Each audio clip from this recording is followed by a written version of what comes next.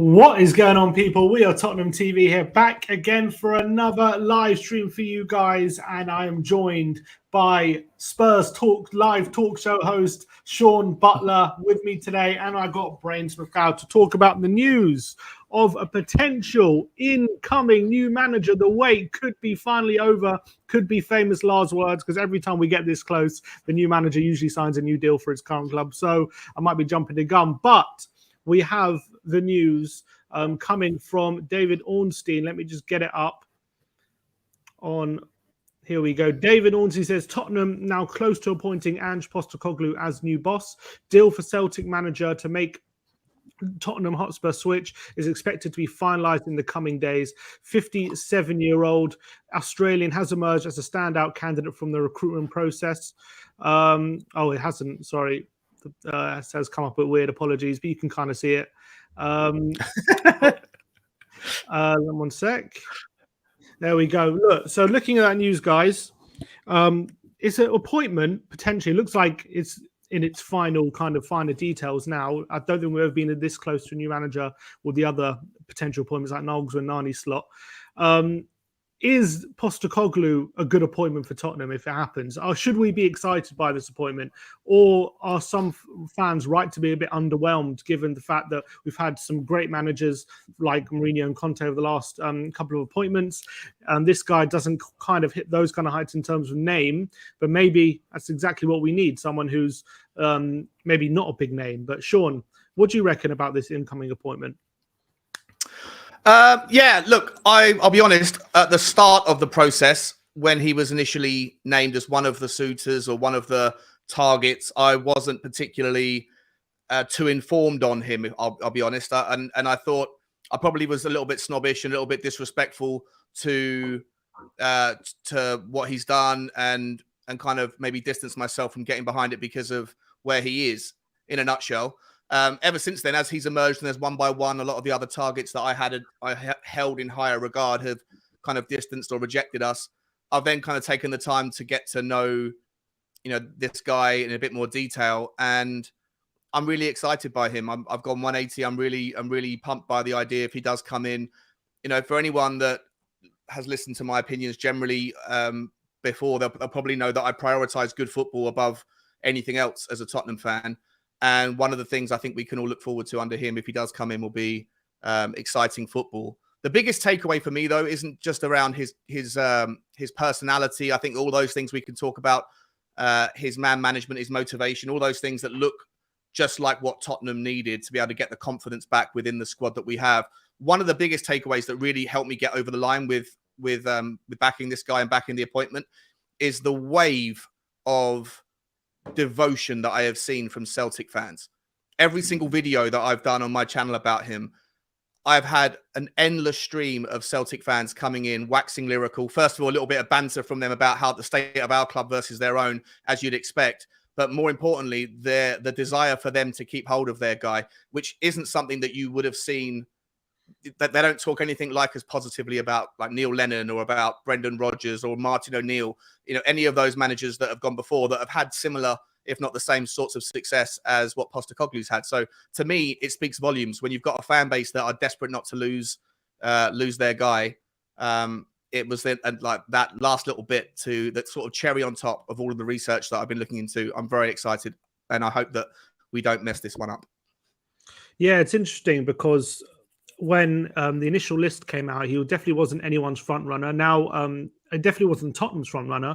Now, all of a sudden, David Ornstein puts out he was the outstanding candidate on the list. Does that mean what was left of the list, he was at the outstanding candidate? Or was it original list? Was the outstanding candidate? I guess we'll never know. Brains, do you understand if some fans feel underwhelmed by this appointment? Or do you think it just should be a case of, look, the new manager comes in, he has to get everyone's support immediately, even though with the hierarchy, with the problems everyone has and the pressure, the hierarchy are to get this appointment right. Is it more about just supporting the new manager, or do fans have a right to feel underwhelmed with the appointment? Yeah, I think that's very natural. And it has to be said that Celtic fans also felt the same way when he came in. They felt the same way. And Scottish press just posted all these. There was a a running joke about when he was going to be fired, and yeah, like, and it's interesting to what Sean just said there as well.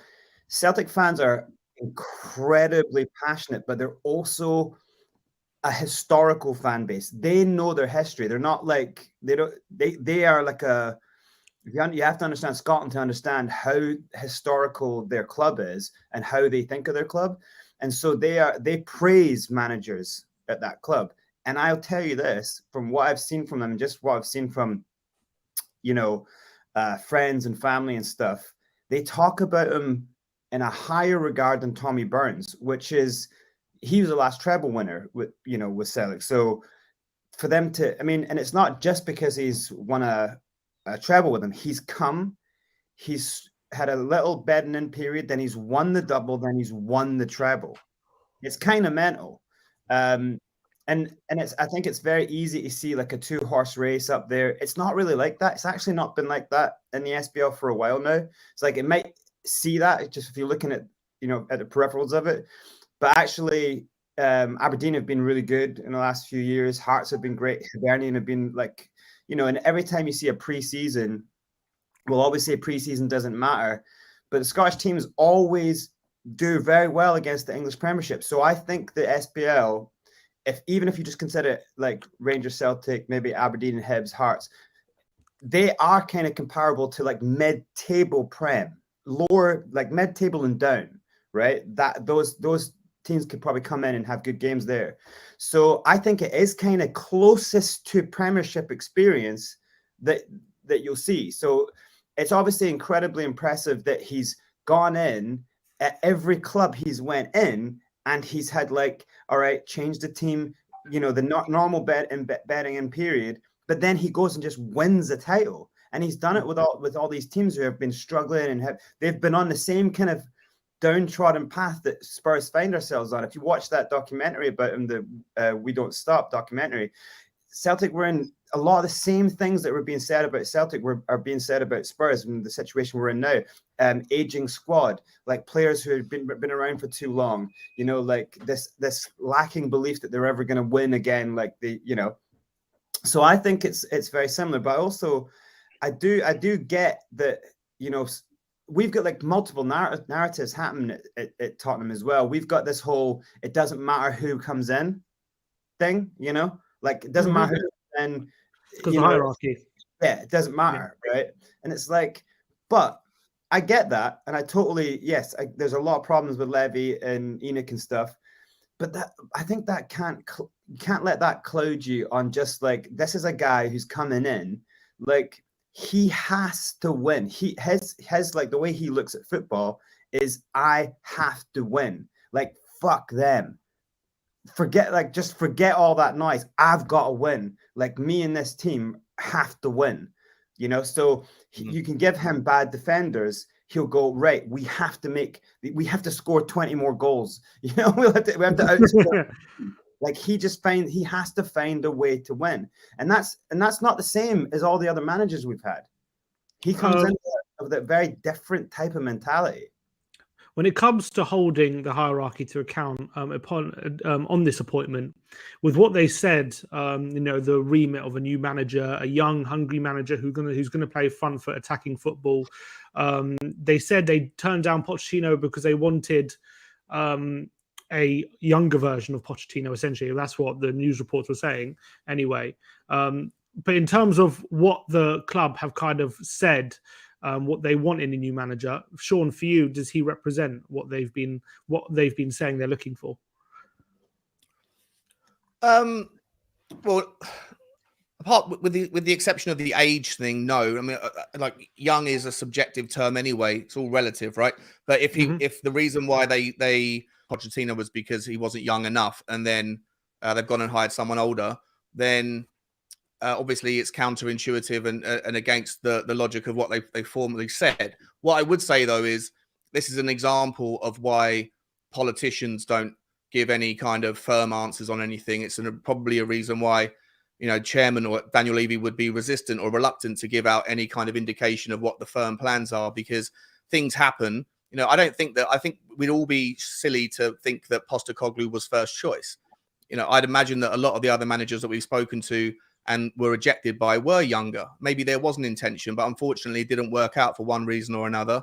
And they have to kind of pivot. And like I say, we're speculating here whether it's even going to happen, but presuming it does, then you have to kind of just take it on face value that in all likelihood he wasn't first choice. But for me, in terms of what I want to see from a manager, a guy who can represent and get us back to the happiest I've been as a Spurs fan, which was under one of the three managers that never won us a trophy, but got us playing great football. Martin Jol, Harry Redknapp, and Pochettino. And the one underlying common denominator, apart from the good football that we saw under those, was a manager who, had a good relationship with the players, who rebuilt belief and put an arm around them, constructively criticized the players, but told them, the reason why I'm asking this of you is because I know how capable you are. And I think that that's what Postecoglu, from what I've seen in clips on training grounds and those sorts of things, I think he represents that. So whether or not you should hold Daniel Levy accountable to something he said, again, I think that it's more from force rather than choice that we've had to go in this direction. But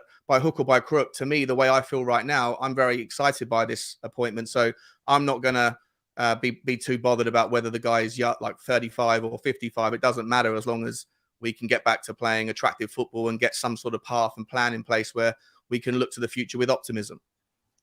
Brains, the Premier League next season, is I don't think it's ever had such a high standard when it comes to managers. Arteta and Guardiola and Klopp and Pochettino now at Chelsea. You've got Unai Emery now coming up at Aston Villa. De Zerbi's doing an amazing job. Eddie Howe's doing a great job at Newcastle.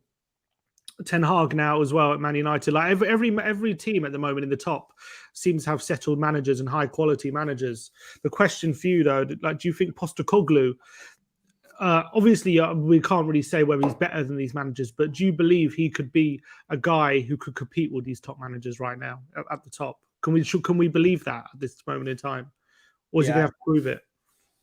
It's the same thing. He'll have to prove it, and that's why I believe that he will. It's when people come in and they have this, everyone, it's quite a lot. If you think about an entire country's media thinks that who are you?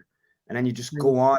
If you think about his pride and how the strength he must have inside, I think he will. And I think there's something about him that likes that as the challenge, he kind of, and that can help build that whole, it's them via us, Us against the world. Everyone in the country is making fun of you, Spurs. Everyone thinks I'm not a good manager. Let's go and show them. Let's build that mentality. I think he will. And I genuinely, if you look through his the time he's had in the game, he's a lifer, an entire life in the sport. His knowledge of the game. I think also his Levy has always brought in these guys who we just know he's just going to clash with in a matter of minutes. It's just going to go wrong. Since Poch, it's going to go wrong. These winners who are just you don't talk to me. I'm the guy. Postecoglu will come in and go, fine. How much money can I have? Okay, cool. We'll go and buy the best in the world that nobody is looking at with that small pocket change that you've got. And we'll build something with stability that will surprise the shit out of everyone that comes up against us. And that's the kind of, we've had the greatest managers and we can't make it work because our expectations go balloon through the roof. We get Conte, we must be winning the league. We get Mourinho, we must deserve now magically to have titles handed to us. You don't do it like that. You have to build this harmony in the dressing room. And I think he has got way more than both Mourinho and Conte at doing that, from what 100%. I'm seeing, But is it not a bit of a concern, the fact that he is 57? This is going to be his first major job in a major European league. To be fair, I know he managed Celtic, and you could argue that's a good European league. But can you think of too many managers who have come over at that kind of age for the first time and being a resounding success? I mean, it must be very few and far between in terms of examples. Or is it just maybe a rare situation? I can't think of too many managers who have come over at this age. It is rare, right? It's something to point out. Yeah. But at the same time, sorry, Brian's go on, mate. Sorry, buddy. I was just going to say, another thing I can think of is Bielsa coming across when he'd already been considered legendary to so many managers, but he kind of to the average football person, really, were like, why is everyone going on about Bielsa, you know? But at least he had that integrity amongst legendary players and managers, you know? Go on, what are you going to say, Sean? Well, I just, if we can't think of any players that have come over, or sorry, managers that have come over for their first big job at 57 and succeeded, I think you probably won't be able to find too many that have failed either, because it's just an unusual path. But the one thing that you would be able to, use as the counterbalance is, we all look at Brighton. We all look at Tottenham right now and think what a mess the club is in, but we all look to Brighton and think what a successful, what an operation that they're running. And as far as I've been told, Postecoglu was first choice ahead of De Zerbi for replacing Potter. So if it's, I know this sounds weird coming from Tottenham traditionally, but if it's good enough for Brighton and their system and the way that they identify the correct fit for their next stage, then I think it's good enough for me, and it should be good enough for all of us at the moment. Well, I mean, how much of a choice we got as well? It's like we're getting turned down left, right, and center by anyone who's got any sort of great managerial credentials. We're looking for guys who have just got their FIFA 2 badges. It's like we're looking in all the wrong places anyway. We may as well get a guy who's like literally a lifer in football. Who, when you understand going through a campaign, it's kind of like it doesn't really matter, because he isn't the player. He just sets the standards the players must live up to. And different leagues will have different standards, but you know what I mean? It's like he comes up with the concept and the standards and the way they must play. Then you move into a bigger league, you get bigger players that, and you make them play to the same elite standards. And so that's why I don't really think it matters that much with the jumps, But what do we think of the fact that like because I was saying about the managers he's going to be up against, have been so kind of, especially in European football, they've been so kind of revolutionary in how they've adapted football, like what Guardiola brought in with his tiki-taka in 2008, when Klopp took over at Dortmund and now Liverpool, and what he's done with that high gegenpress system, what he's like brought in, like Postecoglu coming from these other foreign leagues at his age.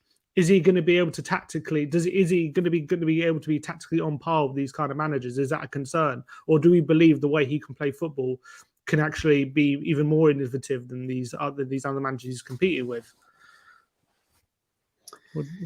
Well, in my opinion, I think it's a case of like you have to, as a player, you have to buy into a manager's style. Now, some managers have like a style and the way they play it, and it's so rigid. Like say Conte, like and there are other ways and avenues that style can be adapted. 3-5-2, 3-4-3. You can adapt it, right, in little changes. But essentially, it's extremely rigid, right? But he also is very rigid. But his rigidity is just what he absolutely needs to complete the press and the attack.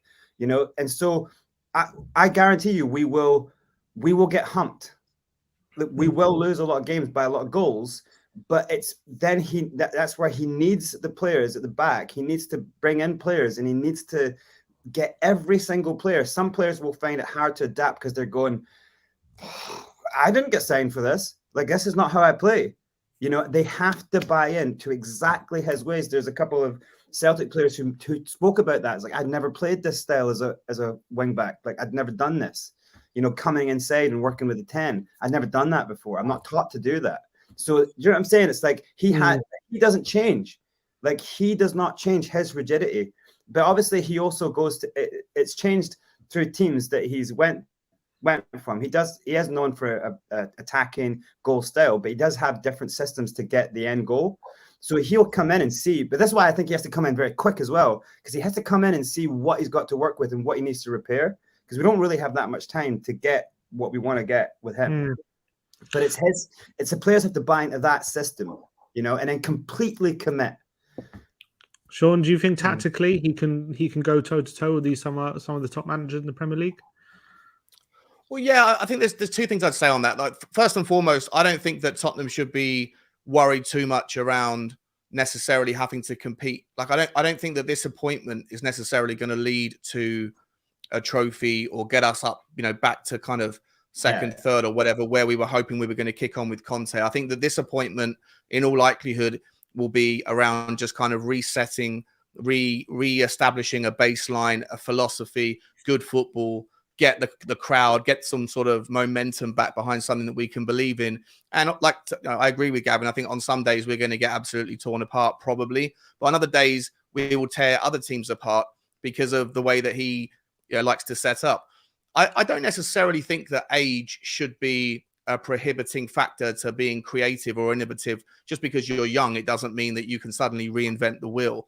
There's only so many ways that you can sort of set up a team. And maybe his style is going to be new to the Premier League. One of the concerns I had about Nagelsmann coming in, even though he was my favorite, was that, he was untested in the Premier League, and the German league, whilst, generally plays good football, most of the teams in the German league play to a similar style.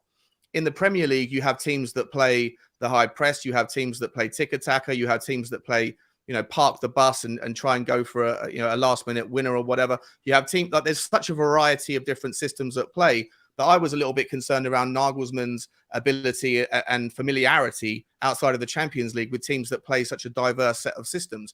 Postecoglu coming in, playing his way, that's going to be something else to add to the mix. And other managers maybe have to worry about what they're going to experience. Are they going to be able to cope maybe with Tottenham style, bearing in mind that when Tottenham are at their best as an attacking team, with the amount of attacking quality that we have, we are a match for anybody. So I don't think that you should think of the age thing necessarily as as something that's going to stop us being tactical or stop him being tactically competent. I think it's just going to be fascinating, but at the same time, I think that the expectations of this guy shouldn't necessarily be to have to compete with Pep Guardiola. I don't think we're at that stage where we're going to be competing for anything next season.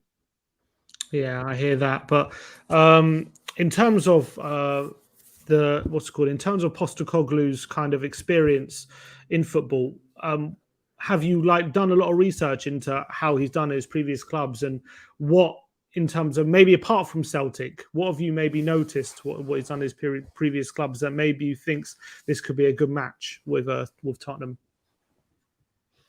Gavin, I'll let you go.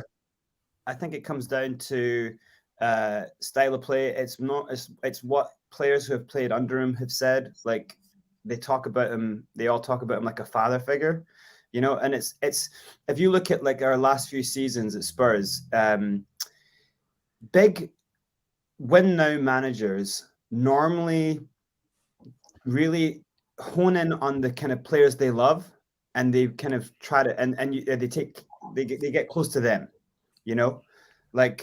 but they don't have a, I'm dad, treat you, with both sides of the hand, so I see that in him. I see that he has a very team mentality, family team. If you listen to some of his speeches through the years, they've kind of all they're more about life standards, that transcended on the pitch. And I think when I hear coaches who think like that, because it does build an unbreakable bond on the pitch. You're not going to get players to run for you for 96 minutes when they don't feel like their brothers are next to them also backing them up. When we've seen the classic example, Newcastle, classic example, when we get humped by teams, what happens? It's because players just go, I'm not playing for this guy. I'm not backing this guy. No one backs each other. And it just falls apart. People are almost looking for a way out to, it's not my fault. It's not my fault. Goal, 3, 4, 5 goals, and that is a classic example of dressing rooms gone. Players are looking for ways out, no unity. And that is sometimes what happens when you get big managers in and they expect this professionalism. So I think I love what he's got is this kind of unique, original immigrant story from day dot, so that's that kind of it's us against the world from the start. So I'm the same as Sean as well. I was a bit obviously I heard of what was going on in Scotland, and I was kind of interested. I didn't like the idea of the idea is that this guy can't come in and do a good job just because he's played and then you start the J League's actually a really strong league. He's done well with all the teams that he's been at. He's changed the situations he's completely launched clubs again as things, you know, like clubs who were famous clubs who were just dead, about to go into administration. He's like changed the entire fabrics of clubs.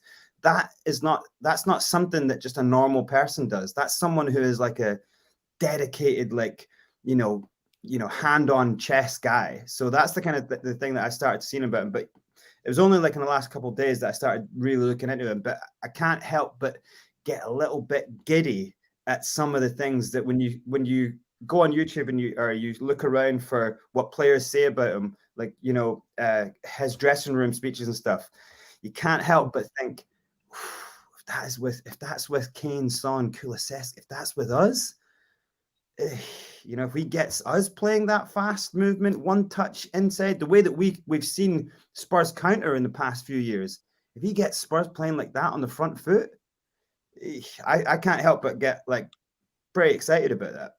How ruthless do we think he's going to be with like the squad in terms of what he wants, demands, and, you know, with the squad now? Is he going to come in and say Dyer out immediately? Is he going to want to give some people like him a chance? Like, Sean, how do you think he's going to be? Is there anything in his previous jobs maybe suggest he is ruthless, or maybe he's more willing to work with what he's got?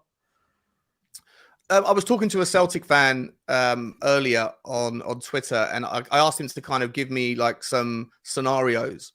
And one of the takeaways, and this guy was like from a Celtic fan TV thing, so I guess he's quite engaged with it. And he was saying, like, he goes, well, with Harry Kane, if he gets the job tomorrow or Tuesday or whatever, and he speaks to Harry Kane, and Harry Kane says, "Oh, I'm thinking about leaving," or "I haven't made my mind up," Postecoglu's the sort of guy that would say, "Okay, there's the door. Don't let it hit you on the way out." Like, he doesn't care. He doesn't like sort of suffer fools. Is the phrase that this guy gave me, and that.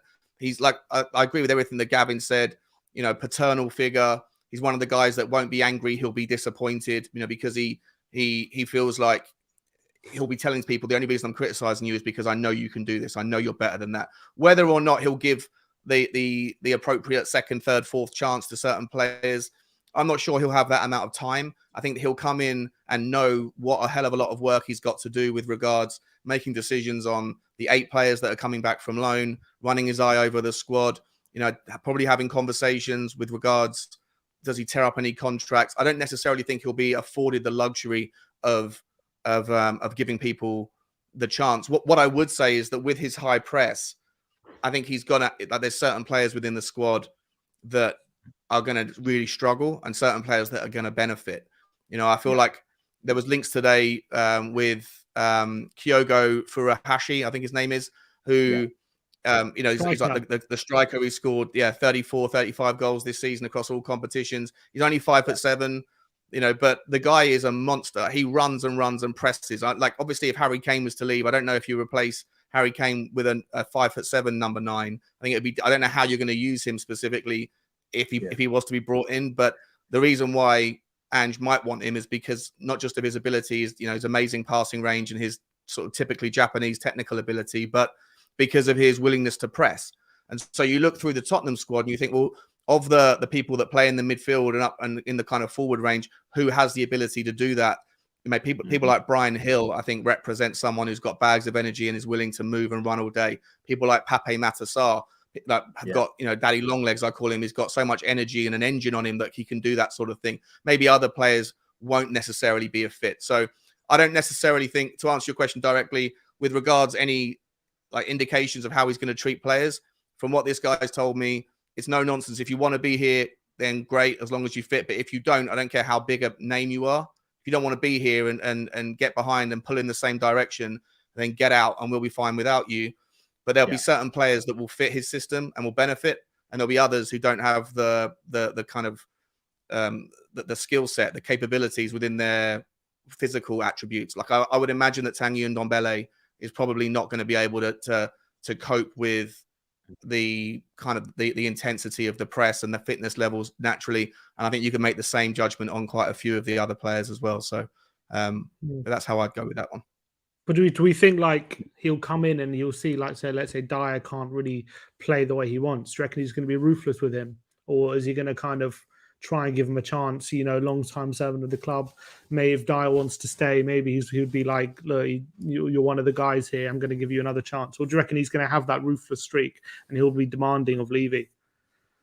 If you look at sorry, I was going to say, if you look at with Celtic, when he came in, I think he brought in 4 initially, but then over the 2 seasons he brought in 9, and then when they won the title, the 9 were all starting. So like that's a very fast turnaround to get rid of players, you know. And some players who were there for a long time, there were some players who were there for like 8 odd years and they were just gone. And then there were players who stayed, but there was only 2 players at the end that were there for that amount of time, other than Cal, you know, like their captain. So, so I think he is pretty brutal, but I just think he's got a way about him that it doesn't maybe seem as brutal, if you know what I mean. Like, but if I'm honest, and I don't want to even say this, but I think he actually is the kind of guy that might actually get something out of Dyer. I think he might revitalize Dyer. Strangely, I've just got this weird feeling because he loves to work with people who feel like the world's against them. Like he loves to work with people who have something to prove. And you know, when like Dyer goes in his little good stretches, it's kind of because he thinks everyone's kind of, you know, that he's the guy the coach is going, you're my man, you know. So there is a chance. But yeah, I obviously would love that. I would love Dyer to go, but I agree. I think Dyer confident is a different Dyer, but you know, any chance to get him out, I'd love to. I'd love to see him gone. Are we going to say, Sean? Yeah, I think you have to, like, obviously we all have, as fans, we all have our opinions. We've seen enough of a lot of these players, but you know, if you think back to the season before this one that's just finished, you know, you saw great seasons out of certain players. Ben Davies was the best version of himself. Eric Dyer was the best version of himself. This season, everything fell apart. The worst players became the worst versions of themselves, and even some of our best players became very mediocre, average players. Like if you'd been living under a rock and you just watched Sonny this season and this season alone, you would never think he was, you know, on the peripheral being a world-class player. So I think that a lot of that comes down to having the confidence ripped out of the team and out of the individuals generally. And so that's why one of the reasons why I'm so behind this is because we need a manager now who's going to come in and who's going to get more juice from the squeeze, find a way to relate with every single one of those individuals and find a way to motivate them to be the best versions of themselves. And I think you could see, you know, with a few additions sprinkled in here and there, you know, a far more, not just an enjoyable team to watch, but a far, you know, happier environment for these players that can then go on and try and lift themselves and get sort of closer to their own personal ceilings. With regards to the specifics, though, obviously he's going to have to, if we're going to back him, you have to back him to make those decisions, but he doesn't have that long, like to the point I was making a minute ago. He's got to come in because there's so many decisions to make, so many players to run the eye over, and then also go out and put a list of requests in for players that he would want to you know, to reshape the squad to his system. There's only 8 weeks until the season starts again, right? So I don't know if he's got enough time to really be patient with all these players. He needs to have a quick conversation, look at a hell of a lot of tape, figure out whether these players are the sort of players he wants to work with, and then go and give a list to Daniel Levy and say, these are the ones I don't want, these are the people I do. Go about it. In terms of the Harry Kane situation, there's a lot of reports about links to Madrid all of a sudden flying around. With the appointment of Postecoglu, does that affect the Kane situations and make him less likely to maybe sign a contract if he was ever likely? Or do you think it doesn't make any difference? He was always going to leave and we have to accept that anyway?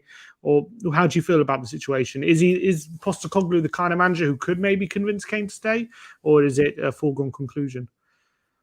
I think with Kane, I think it's a case of if things are going well, like his heart will speak louder. But at the moment, I don't think it really matters either way. If someone comes in, like say if Real Madrid do come and pay like 200 million and Levy's okay with it, I think Kane will probably go.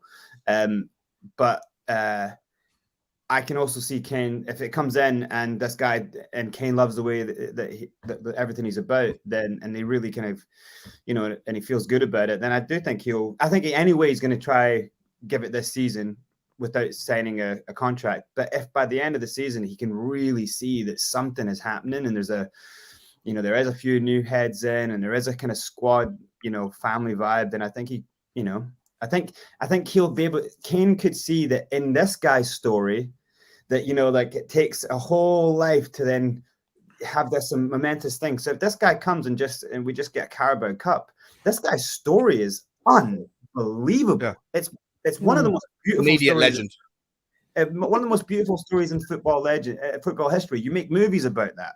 With Kane, just a Carabao Cup makes Kane's life an incredible story, that he stuck by the team he loved, his team, his town, like that's a bigger story than just leaving and going to Real Madrid and like kind of just being given a medal, So I think that's very inspirational. I think the two of them together, having these big stories that just need the happy ending, that could bond them, So that's kind of my kind of fantasy of how I wish that goes. But yeah, I still think Kane will still, even though like he's like he could run down his contract, and it's it's going to take a lot for him to push him over again. I still think we need to be in a position to convince him to try and stay, even just for one season, let alone for the long term, because I think there's a good chance he can still want out even now. Why waste even 1 year of your career when you're about to be 30? When the appointment of Postecoglu, will that be enough to convince Kane, just give us another year and just see what happens and you can leave on a free? Or is this appointment going to make him think, I just need to leave now? I no point even wasting another year. Or do you reckon Postecoglu can just get him up for one more year at Tottenham? What do you reckon, Sean? Look, I've had this debate forever. I genuinely think that Harry Kane is prioritising, as much as he wants a trophy right now. Of course, it's the main priority for him. I don't think he wants to sacrifice his Premier League record, having spent the last 13 years chasing it down. I think it's a very interesting kind of situation that he's probably 2 seasons away from achieving the record. I don't think he would want to go abroad to anyone, maybe the exception of Real Madrid, because if Real Madrid come calling, it's Real Madrid, right? But I think that you've got Daniel Levy there, who's not gonna sort of tolerate a lowball offer or lowball bid, and I think he will block the move to Manchester United. And so I feel like there might be a situation where Harry Kane, if Daniel Levy says you can go for 125 million, but you can only go abroad, but Real Madrid for whatever reason go in a different direction and get Rasmus Højlund or a Dejan Vlahovic, or they can't afford the money for whatever reason that Daniel Levy asks, I don't think Kane would go to Bayern Munich. I think his response would be, I'll run the contract down then, and I'll go where I want in next summer.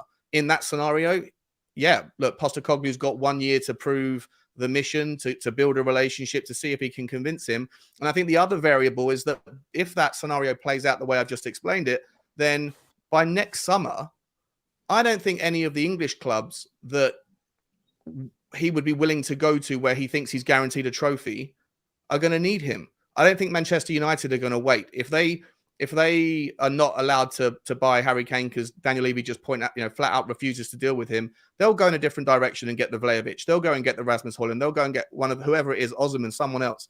And so by next summer, Harry Kane might find himself in a situation where he doesn't yet have the Premier League record. He can't go to any other English club where he's guaranteed a trophy. He's built a relationship with Postecoglu. Something good has happened at Tottenham, and he ends up signing a new contract and finishing his career at Tottenham as a one-club man. I don't think that is anything like outside of the realms of possibility. In fact, I think it's more likely than not. Mm-hmm. Do we not think Kane? Do you think if Madrid come calling this summer? I was looking at that story, and the more I thought about it, it just made sense to me that he would want to go. And I actually think he might even push for a move, because I think for one first reason, I think he can now see the City move. There was one chance to get to the City, and that chance is now passed, and that door is closed. Does he want to see that happen again to another big opportunity? Like, you could say, oh, you wait a year, you can leave on a free, but who knows that opportunity, as Sean said, is going to be there in a year. No one knows the situation. If now Postecoglu is going to be our manager, I don't think he's if Kane, I think, is going to give us another year even, I think he wants to at least be in a situation where he can be convinced to stay longer term. He wants to be in a situation where even though he might end up leaving in a year on a free, there still needs to be an outside shot, or at least a small opportunity that we can convince him to sign a contract long term. And is Postecoglu that kind of guy who's going to be able to convince him to sign a contract long term? I don't know. I've just got my doubts whether he's like, because he's not going to be here to win trophies in the short term, and that's going to be very difficult for Kane to buy into another project. Whereas, for example, if it was, say, a Nagelsmann, I would have more faith in someone like a Nagelsmann being able to convince Kane over a season to stay on, where I don't know if Postecoglu could.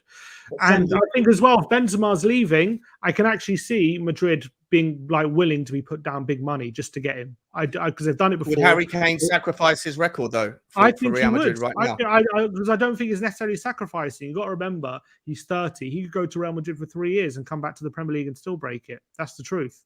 And there are strikers now. He can even use Benzema and Lewandowski as an example, they're elongating their career to where they're still in their mid-30s and they're still scoring lots of goals. Ronaldo, I know Ronaldo's in Saudi Arabia now, but a year ago he was 37. He got 18 Premier League goals. So there's no reason why Kane couldn't go to Madrid for 3 years and still come back to the Premier League. So I don't think he would see it as sacrificing. I think he would see it as, I can go to Madrid, maybe win some trophies. It will be too big an opportunity to pass up, essentially. And if it comes, and then even 2-3 years time, I could still come back to the Premier League and still be top of my game, in my opinion. If you see him, what strikers are right now, I think Kane could easily go to 35, 36 if he stays injury free, like at the top of his game and still banging in goals. So I think this story really makes sense for me for him to actually go this summer, especially if Tottenham want to get any sort of cash for him. Yeah, but don't you think like with him seeing, like with the club trying to present some sort of project with this, how the campaign looks, don't you think him looking at Mourinho and then Conte, these are like, guaranteed winners apparently, and that didn't work. So something different might be a little bit, a guy who actually brings a family mentality, who actually, kind of heals your dressing room. That might be something I'm not saying that he won't like Postecoglu. I'm sure they would get on. He gets with their manager, Harry Kane. I'm sure he would even buy into what Postecoglu wants to do, just so there's getting good performance on the pitch. But when Kane, still, whatever we want to say, he will want to win a trophy at some point. Of course he does. And I know he wants the record as well. And I'm sure that's important to him. But I'm sure he doesn't want to end his career without a big, big trophy, which he deserves, someone the level of player that he is. So will that be enough to convince him that this is worth more than a trophy, a project here of Postecoglu? Like he can buy into and actually stay long term, and maybe can we convince him that if we stick with Postecoglu over a number of years, we might start winning things? Can we convince him of that? I just don't know. Yeah, that's the. How much is the number for Real Madrid though? Do you think Real Madrid, like if Daniel Levy is sincere and says okay for a certain number, what is the number? I reckon Madrid would go as far as 100 for Kane. I do, because they need a striker. Benzema's leaving, so there's a big hole. And Madrid usually, and I know La Liga have had their money troubles, but Real Madrid usually, when they want someone, they go get them, and that's usually how they are. I remember they signed Eden Hazard. Where he had a year left on his contract, and they signed him for 100 million euros. So they have previous for going big on a player with that size of contract left as well. I think Levy would be much happier selling abroad as well than to a rival. So that's a bit of a weight off his shoulders, knowing that he's not going to go to United or something. He'll just go abroad. So I do think Levy, there might be some wiggle room. I reckon he'll come out the gate saying I want 150, but I do think, or 120 or something. I do think there'll be some wiggle room with him, knowing that it's a foreign club and he'll get some money for him. And maybe Postecoglu could do you put any weight on the historical story that Harry Kane said he doesn't want to go abroad? Would that still be true in the event that Real Madrid come calling? Yeah, I'm sure his preference is not to go abroad. I'm sure it is. And I don't think, if we're talking about a PSG or a Bayern, I don't think that he would make the jump, even now. I think he would rather stay in the Premier League and probably go on a free. But Real Madrid is different. One of his biggest heroes was Ronaldo. He looked up to Ronaldo so much when he was growing up. He says it so many times, and obviously he was at Madrid. I'm sure it'll be something of a... I think being at Madrid in his mind would be something I think he'd be willing to sacrifice a lot of the other stuff for, in my opinion. I don't think winning a Bundesliga with Bayern would do it for him. I don't think winning a Liga with PSG would, but I think winning a La Liga with Madrid would do it for him. I do. Or Champions League. Or a Champions League. Yeah. So I actually think this. I don't know. I just think it makes sense. I think it has legs. This one, I really do. I see it from all angles. Didn't Real Madrid say they don't want to deal with Daniel Levy, or they're not interested? There's not a good relationship between Madrid and Levy. That's true. There isn't, because of the previous deals that have happened. Surely he is going to try drive up that price if he knows that they'll pay, and they've done, and they've had a relationship before where he's got a lot of money out of them. I can see him going to 200 mil. Just because that's how he is. I wouldn't be surprised if that's the opening thing is 200 million. I wouldn't be surprised. Do you reckon there are any players we can get in exchange? Maybe if we do an exchange deal, I don't know who would be willing to come to us from Real Madrid. That's for another conversation. That's another conversation. Yeah. What is interesting is if you did get like 100 million, and if you were going to give Postecoglu like 100 or 120 million, he'd be a really interesting guy with that kind of war chest. Because I was reading someone on Twitter was suggesting what we do if we sell Kane. You know, how do you reinvest the money? And he was suggesting that we make Son and Richarlison our number 9 strikers, and we invest heavily in a left winger. And maybe that's how we'll combat it. We just make them our focal points essentially. Like, what do you think of that idea? Maybe just Harry Kane for Richarlison.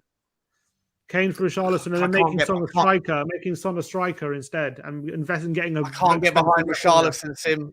Cannot get behind him, man. I think the guy is so overrated and out of his depth. To go from Harry Kane to him, you know, I don't know if there'd be like any sense in trying to get ahead of the Ivan Toney situation. I know he's banned until January, but maybe like Brentford would, you know, it's 3 months in. Maybe we can cope for the first half of the season, but could jump ahead and convince Ivan Toney to come across, and then you know that you've got a 25 goal a season or 20 goal a season striker coming in after that. But I think I don't think you could, if Harry Kane goes and you just use what you already have. A guy who didn't get any goals last season in the Premier, or 1 goal in the Premier League, I think that would be a disaster personally. I think you could get Kyogo in and have Sonny, Kulu, Kyogo. You know what I mean? Then you get like a really incredible cam behind them, and and it wouldn't be a big name cam that we rate in the Prem. It'd be some guy from somewhere that we wouldn't heard of, but then turns out to be the next Kavicha. That's the special thing when you've got like a lifelong footballer who's like into football, not in the way that we're into football, but like hears everything, keeps his ear to the ground on everyone, because he knows there's a window coming up, and then there's another window, and he'll be making lists and lists of players in leagues that, because he's always had to deal with small amounts, like little 40, 50 million to go and get 3 players. So like that's the skills I'm really interested in him, because if he gets 150 million, we can actually go into different territories and get exactly what he needs to make his systems work. You'd hope there'd be more money than that, though, as well, Gav, right? You'd hope that, absent the Harry Kane, even if Harry Kane was to stay, you'd still hope that Tottenham could find, like, there's 50 million quid from the 150 million quid that was never donated into the club that he promised in the January accounts, that would be made available. Even though we're not in Europe this season, we were in Europe all of last season. You hope that they're not going to start saying, well, we've got to pay for Kulusevski and Porro, because that stuff should have been already accounted for. You'd think that there could also be some money raised from player sales as well. There's been 5 bloody Beyonce shows, Yeah, exactly. Do you think next season, because everyone else is like so settled at the moment, it's a bit weird, a situation how settled a lot of the other big clubs are at the current moment. Do you think it's a situation where like we even if we like finish like a 7th or an 8th next season, as long as we're just seeing progress on the pitch, that's just what we got to stick with? Or do you reckon he still has to have some sort of like proof, a top 6 finish and some runs in the cups or something to prove that he's a man to back for the project? What I honestly think about this is, I think he will come in and just view the Carabao Cup as something that is a huge thing. No other managers come in. Like I know Mourinho really wanted to play that final, but when Conte spoke about the Carabao Cup, he was just like, it was almost like it's not a real cup. And that is the worst kind of mentality. Like we're just dying for a trophy, and he's like, nah, it's not even a real, it's not credible to me. Whereas he will come in and go, you know what, like we can finish 10th. We have to go for that. And I wouldn't be against that. I want us to, my ideal thing, and I think it's very important to like manage expectations for this coming season, you know, because the worst case scenario is that as a fan base, we're looking at going, oh, see, he, you know, like finding any excuse to kind of, you know, smash them down. If we're playing good football and it's really starting, no matter what time, maybe like halfway through the season, it really starts to click, and we're in a competition, and it looks like we're going to go on and do well. I think we need to take that. I think because it's positive, it's really, really positive. It kind of shows that his system will work. Players are starting to buy in. All these things take months. You know, with Celtic, he kind of came in the same time. If he comes in now, he'd be coming in around about the same time as he went into Celtic. They had already started some of their preseason games. He didn't have time. He brought 4 players in and really kind of, you know, he just went to the players he knew, he got them in, and then they were off. But it still took a little bit of time for everyone to buy in. He had to mess around as the season was ongoing with the starting lineups. We want him in ASAP, but I think he is the guy to go on like a little run, you know, go and just get the Carabao. And then let's see how we do. We only have our, you know, our home stuff. We don't have Europe. So let's just focus on something. Let's get a title, you know, but even not like, we shouldn't be going like, oh, we'll get a title, but let's just see how far we can go on things, and let's just see the man work. I think we have to stop thinking of ourselves as this, we're always in the top 4, you know. I think we have to work our way back up. Yeah. It's a big problem, isn't it, though, when it comes to, say, even especially, I mean, the fans are impatient, but the hierarchy, like, let's be honest, how often is it with this hierarchy that as soon as we stop, kind of when it becomes clear we're not going to get top 4 essentially, or when we see top 4 slipping away, that's when we usually sack the manager. That's, you know, that's why we have so many manager changes. Well, recently anyway, in our April time, because it looks like if top 4 slipping away, we sack the manager. Are we going to do the same? If Postecoglu is, does the remit have to be like, we have to just make sure whatever happens next season that we keep him and just and stay the course? Or do you think they're going to be ruthless if it again looks like we're not going to get Champions League football or European football? What do you reckon, Sean? So I think the fans lead a lot of the energy, right? I think that the fans' expectations are not that different to the chairman's, in as much as there has to be some sort of baseline. Like I've said it 1,000 times, I actually thought that getting to the Champions League final in 2019 with the coincidental opening of the new stadium was probably like the worst kind of giant leap forward, unexpected leap forward, because it reset the expectations of everybody around that's where we're at now. Whereas in reality, we weren't. It was a little bit by fortune, a little bit by, you know, a weird set of circumstances that put us there. And obviously we've taken a backward step and regressing ever since. For me personally, I think that the fans have to be a little bit more patient. I think we have to remember now, like, look at Arteta. That's an example of what patience can bring you. Think about what Graham Potter did at Brighton, you know, and Graham Potter was the stepping stone to the starting point that allowed De Zerbi to come in and do what he's doing now. But Graham Potter's first season was, you know, a bit of a shambles. The second season was when he got things together and started getting momentum. And the third season was when he took them to where he got them to.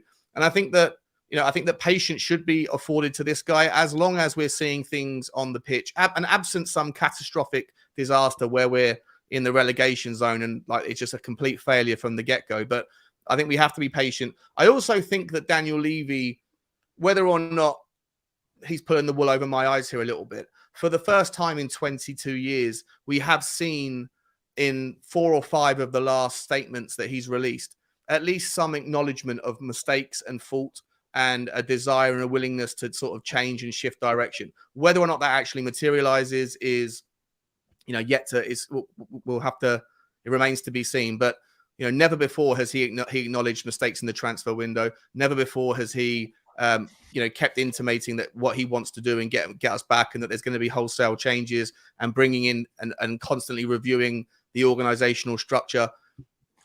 I genuinely hope, but I'm still very skeptical about Daniel Levy at the moment, incredibly so.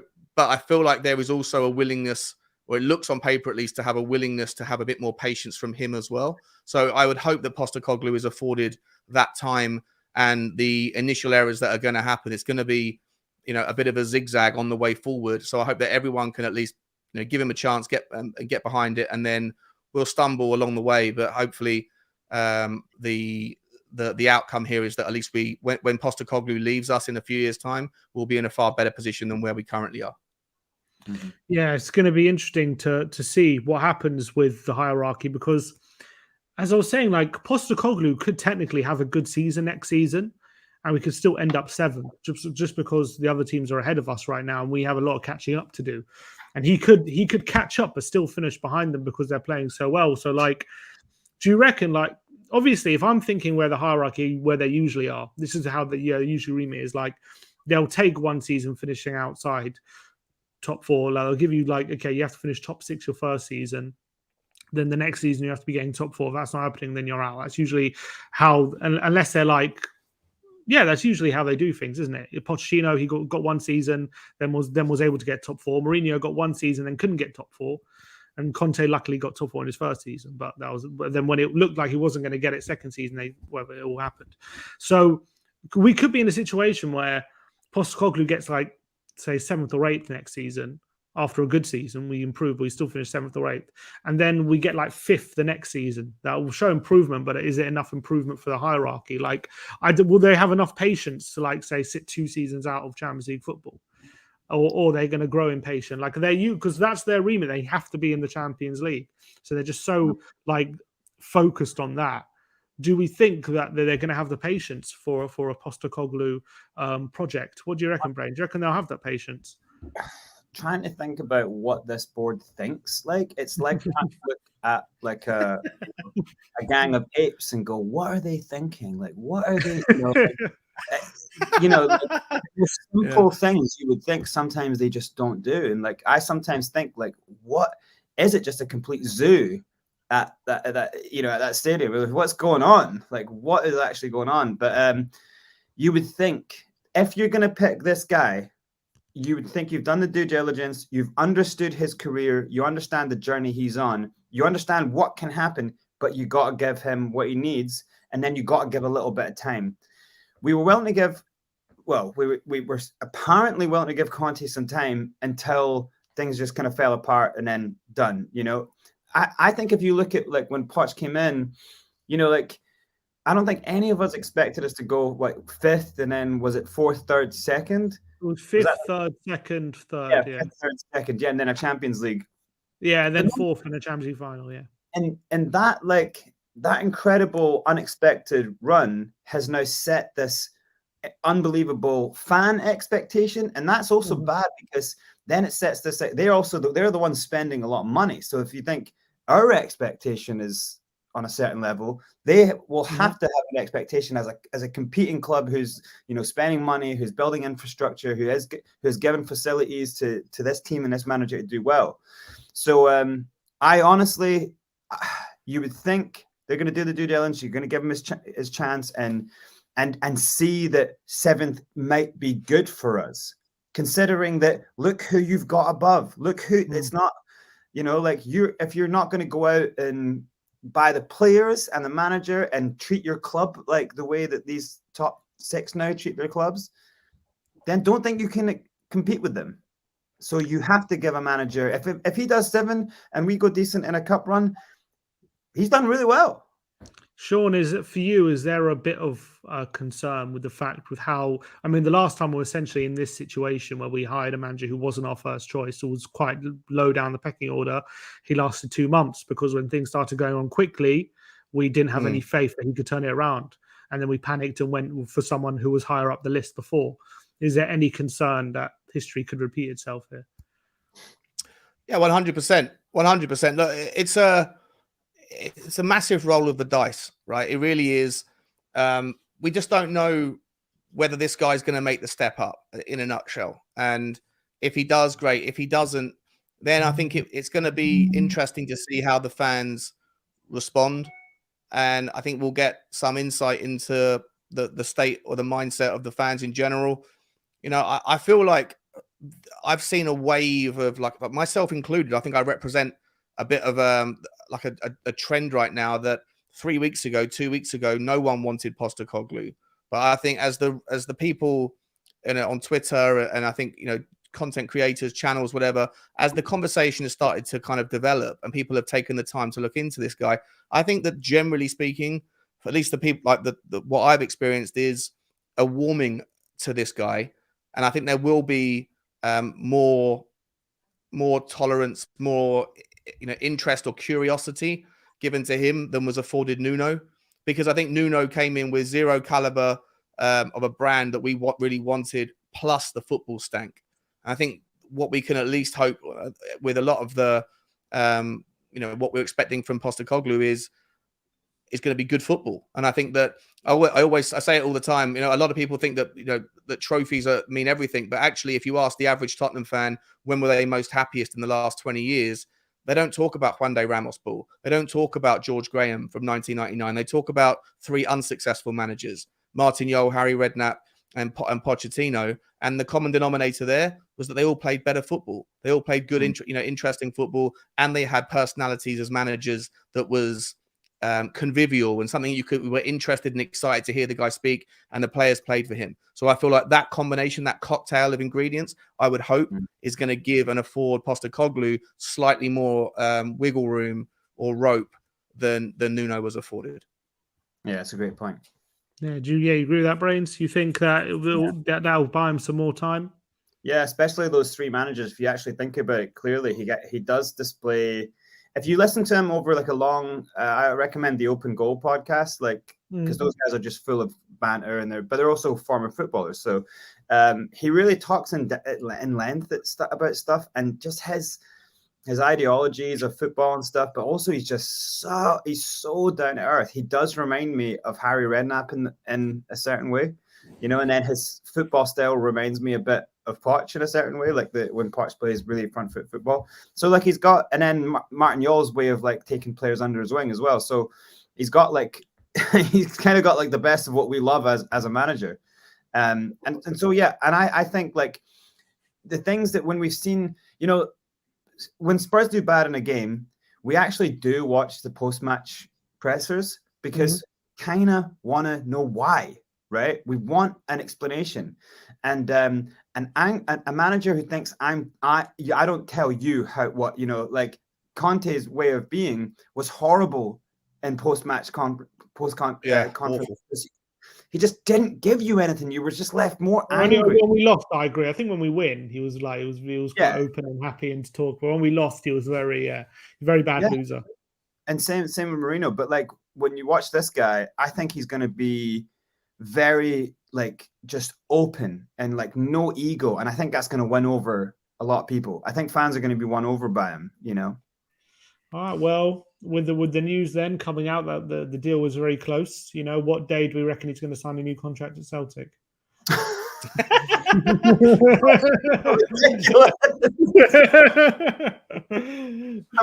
Any day now. Any day now. Any day. Yeah, we await the news. Every time this happens with a closer manager, I go to bed and I wake up and then he's gone. He's signed the contract, he's pulled out. It's happened so many times now. So I kind of don't want to go to sleep tonight. Sim, I feel like Gavin and I have given our impression, right? I think both of us are kind of more excited on that kind of end of the spectrum. I'm not entirely sure I understand. I don't know if I've picked up your vibe. How excited are you about the prospect of Postecoglu? Yeah, get off the fence. I'm happy with the type of appointment it is. I do think it's probably what we need. Someone who is happy to be at Tottenham, sees it as a massive opportunity for himself, is going to be hungry to do his best. He's going to be proud to be a Spurs manager. However, there's a lot of work to be done at Tottenham and to rebuild the club. It is an underwhelming appointment. I think from a lot of Tottenham fans' point of view. Even from my point of view, he is a bit underwhelming. I'm not going to lie. I don't see him as someone who I'm looking at his CV and what he's done, and he's had some brilliant jobs. I'm sure he's done well for his respective clubs. But can I look at that experience and be convinced this is the guy to go with, and he's definitely going to be the right guy for Tottenham?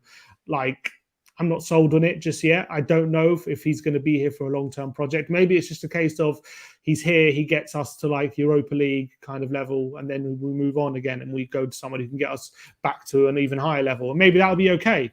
But I'm I'm excited by just the fact that he's going to give us a completely new type of football, front foot football, attacking football. That's what I'm most excited about, the way he plays. Yeah. What I'm going to see, maybe we're going to see a different, I'm hoping to see a different side of a lot of our players with a new manager, and we can make a proper judgment how they play when they're not doing as much defending potentially, and how they're doing when they're pressing a lot higher and creating chances. I think a lot of them, especially defensively, it might show them up even more. But hopefully we can, in a way, because I feel like a lot of the conversations around Tottenham and the fan base with certain players are like, well, if we play a different way, maybe we'll see a different side of these players. That's why we're not seeing the best of them in some instances. So I think it'll be good to get that kind of argument kind of settled when we do start playing attacking football again, to see the true level of some of these players. I'm not sold on him being like a long-term project for Tottenham to be successful, to like win trophies in the future. I'm not sold on that. I don't believe that he's going to be here for like 5 years or something like that. But then again, who will? That's another question. But like, for example, if it was like if we were sitting here getting a Nilsson or something, then I would be much, much more excited about him being here and building a project and maybe even competing at the very top within a couple of years. With Postecoglu, I'm not sold on that kind of vision. But like we've done the big, like, best managers that have ever lived already. We've done that. Didn't work. Best managers who've ever lived playing. Who got their success playing a certain way, which isn't the way Tottenham want to play. Essentially, like, there are definitely managers who are bigger name who would play a different way, and I think that's what I was going to say. In bigger times, it's Postecoglu, that kind of guy. He's not a big manager, is he? He's just he's a big manager in the game, I guess. But that's what I was going to say. Is like, would like this whole idea of like, let's get big managers in and like try like win now with an aging squad, with things that are fractured. We don't, we have an old DNA. We keep not playing it, or do we like have this is our strength? Maybe the board have finally done their just the work that they're supposed to do, saying that this is our best. Look at all the stats. This is what we're best at. These like legendary managers hasn't kind of worked. Maybe we should have got a legendary manager. No, I take that point entirely. But there are managers who are above Postecoglu on the list who aren't that, and we haven't been able to get them through the door. But that just makes me a bit even more concerned about the managers even further down the list. Like, I'm talking about Arne Slot, Xabi Alonso. They seem to be ahead of him on the list. We haven't been able to attain their level as managers. This feels a lot like Arne Slot, though. It feels a lot like Arne Slot, because before, honestly, like, how many of us watch the Eredivisie? Like, how much do we know about Arne Slot until you actually start looking? And then when you start looking in, you go, then you start thinking like, there's so many managers out there that I get that. But Slot, at least for me, the reason I was maybe more excited than a Postecoglu is first of all, I think the Dutch league is probably high level than what Rod Slot as Postecoglu was managing, and it's more for me is how he was doing in Europe. He was impressing in Europe as well. Got to the final of the Conference League for a Dutch side, and he got to the quarterfinal of the Europa League. He got done by a last-minute goal. Was a minute away from the semis, but like, Slot was performing very well in Europe as well as completely dominating domestically.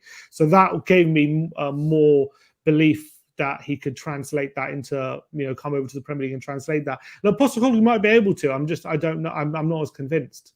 I'm just not as convinced. It's fair enough to have the reservations. I think the only thing I would say, right, is that like, you can't have Premier League experience until you have Premier League experience. It's a chicken and the egg thing, right? Like, at some point, Premier League, I'm talking about high level. Because so Slot, it was more his European experience, how he was doing in Europe and in the cup. Like, convinced me like these methods can clearly work like at a high level. Also, it's not so much Premier League. It's just high level experience, which Postecoglu doesn't seem to have a lot of. No, it's fair enough. But the counter I would say is that, if you've had success wherever you've been, and remember in Japan, for example, the team he took over, Yokohama, I think they were bottom of the league when he took over. And within a year and a half or whatever it was, or 2 years, he got them to winning the title, right? So a brilliant transformation. And one of the realities that people overlook is that whilst that might have been in a league with lower quality players, at the end of the day, it's all relative. If you're managing to find a way with your bunch of average players to outperform every other manager with their bunch of average players, it still should be some signal that same process can happen when you have better players and you're taking on teams with better players as well. It's like, I don't think you should necessarily undermine or not you personally, Sim, but anyone should undermine or diminish the achievements of a manager for doing it in a lesser league when he's still doing it with lesser players. It's not like he had higher quality Tottenham players and just did it in Japan. You know, he does is, that make sense? but I know, I understand. But you think that's why I keep bringing up the point that the level of managers at the moment in the Premier League is so high. Like, you have to be truly exceptional and have a lot of high level experience to compete. I feel like with these top level managers. And look, at the end of the day, whether we say Postecoglu's aim at the end of the day, whether it be this season or next season, is going to have to be getting into that top 4 or top 6 at least. And you think of the managers that are there right now competing in that top 6.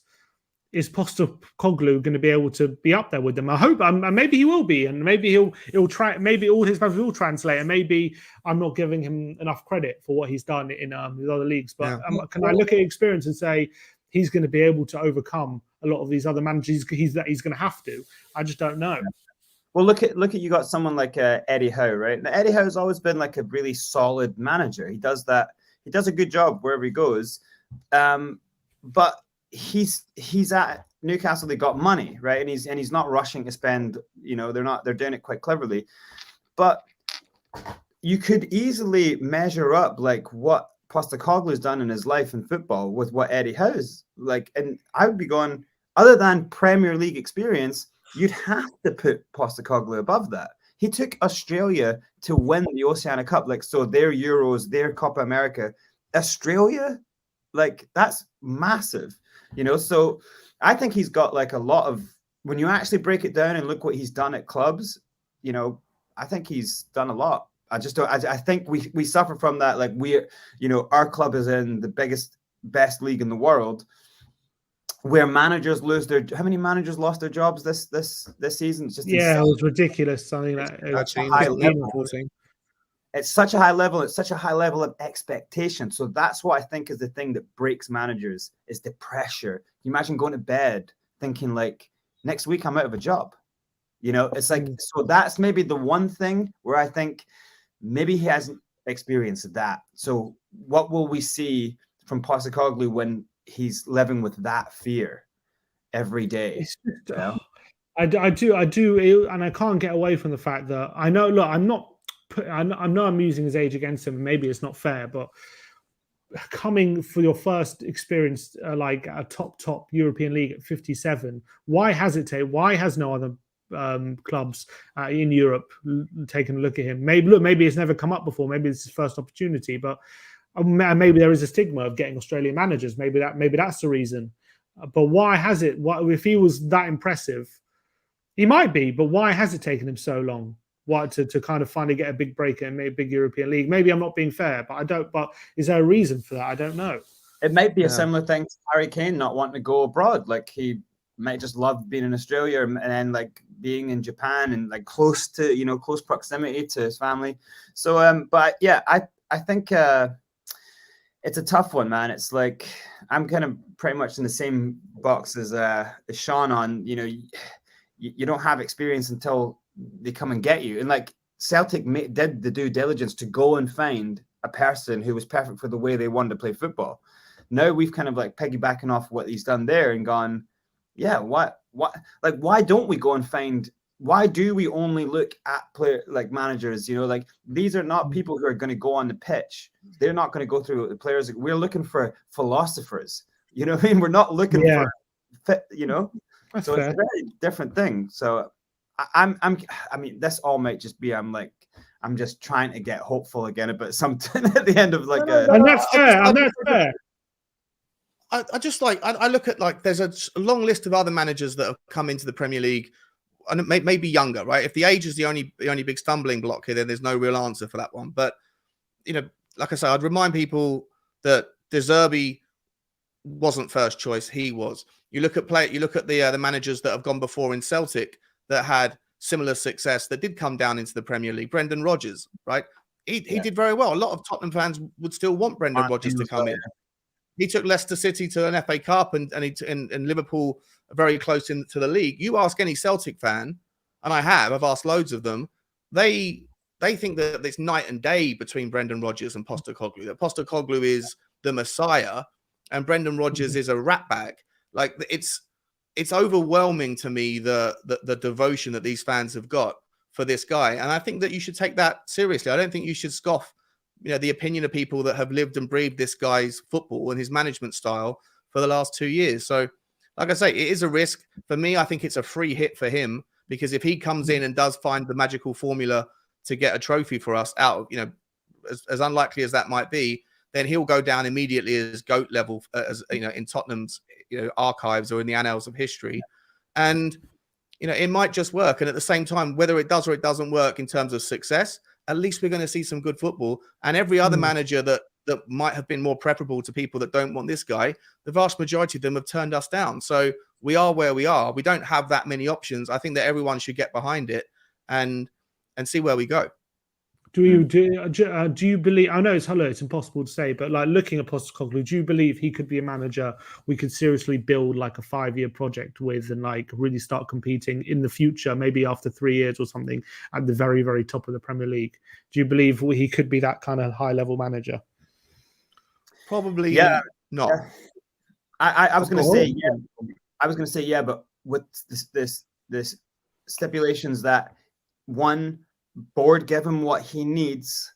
They give him the time to work. Like, this is the thing, we always say the manager, but if a manager gets thrown at the deep end and doesn't get the support, it's like, what are you doing? Who cares? Like, it's, if you don't give him what he needs, if he goes into his first transfer window and he's saying, I need this, this, and this, and it's like 6 or 7 players, and it might cost him 120, and then Spurs turn around and go, it's like, that's the reality. He's like, now you're into the reality of what the rest of the managers have had to deal with. So, but if he does get given what he needs, which he gets the tools, this is why we were angry at the board with Conte. He didn't get the tools. If he gets the tools to play his way, then you're relying on his experience in his life, and then everything can go his way.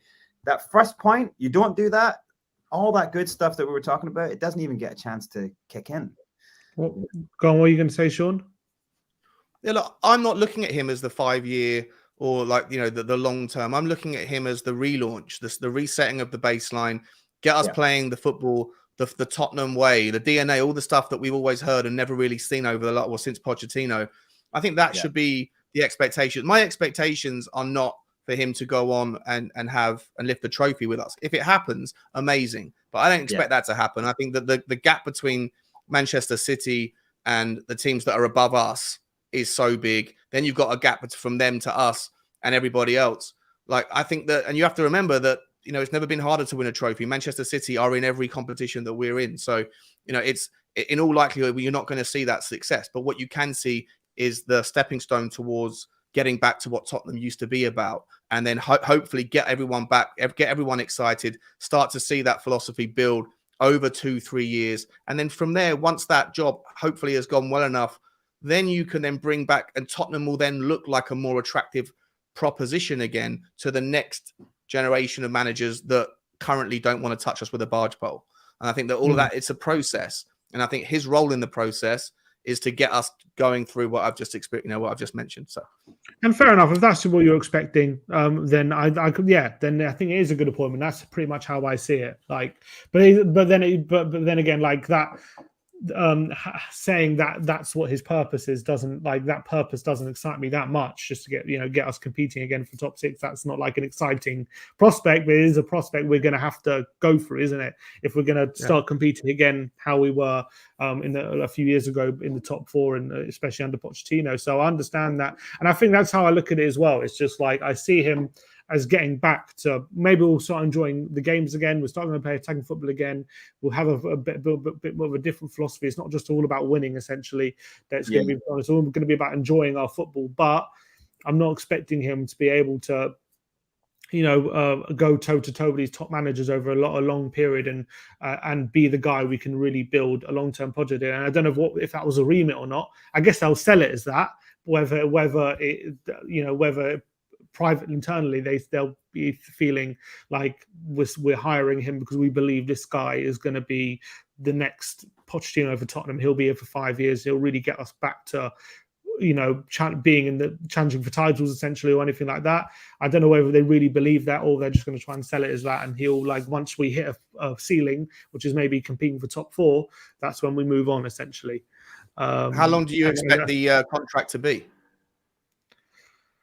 Probably 3 years at least, I would say. Yeah, because they want to sell. Because they're going to want to sell a long-term vision, aren't they? That's what they're going to want to sell to players. They're going to want to sell that to fans. They don't want to sell that they're having another short-term manager, aren't they? That's what they've been trying to move away from. So I'm assuming they don't want to come out and say, well, he's getting a 2-year contract. I guess they might well do and say, look, if he earns it, he'll get an extension. But that's the case. I guess that is also a possibility. But this isn't they're not hiring a Mourinho or a Conte, are they? Where they can say they can have that perception where he'll be here for a short time, but he'll win things, and we'll just see how it goes. Like, they have to be. I guess the whole point is that Tottenham want to get back to their DNA. They want to build a project. They want to have a rebuild. That's what they've been trying to sell to the fans, I guess. So I think they'll probably come out if he does sign and have at least 3-year deal. That's what I would assume. Yeah. But yeah, look, guys, I think we've reached time. I appreciate your time for talking about Postecoglu. Let's see what happens this week. Do you reckon it actually could be done this week? What do you reckon? I know are we jumping the gun by thinking this is close, or did you think Ornstein or Romano? I mean, I don't think we heard Ornstein or Romano talk about Slot in the way they talk about Postecoglu, did we? Well, definitely not Ornstein. Did they both? He's going on holiday on Tuesday, isn't he? He's going on holiday on Tuesday. So, like, I'd be amazed if he's not. Like, there must be a conversation happening tomorrow. If it's going to happen soon, there'd have to be conversations happening tomorrow, and then maybe it's then handed over to the agents or whatever to finish up the contract stuff. But yeah, it'd be great. It'd be great to get that announcement before he goes on vacation. Yeah, seems it's going to be imminent. If Ornstein is saying it's close, then that means it's definitely close. But appreciate you guys' time. Let us know in the comment section below. I mean, you've been absolutely spamming the comments, not spamming, letting us know your collected thoughts in the comments, I should say. And I appreciate all your interactions and all your super chats. I appreciate all your time for interacting with the stream as well. It really does help. Go check out Sean at Spurs Talk Show if you want to see more content as well, more great content. He does brilliant videos on his walks and multiple live streams now. I've seen he's doing lots of them as well. So go check him out. I'll put the link in the chat. And also, Brains, anything you want to shout out, or are you good just being on WeAreTottenham TV? I'm always good. Yeah, I'm a Tottenham TV lifer, but go and check out. Go and check out Brain's music on Spotify. Put another 0.00041p into my bank account by playing a song. Go and play a lot of my songs. The 140 songs I got out there, go and play them 600 times each, and I'll be very thankful for that. Thanks. Brilliant. All right, there you go. We'll appreciate all your time today. I'll see you very, very soon. Watch out for all the videos this week, because I'm sure the announcement couldn't be imminent, and we'll go live as soon as it happens. But watch out for all the content this week. But thanks for joining us. Like, subscribe, and comment. And as always, come on, you Spurs. Oh, I have missed it.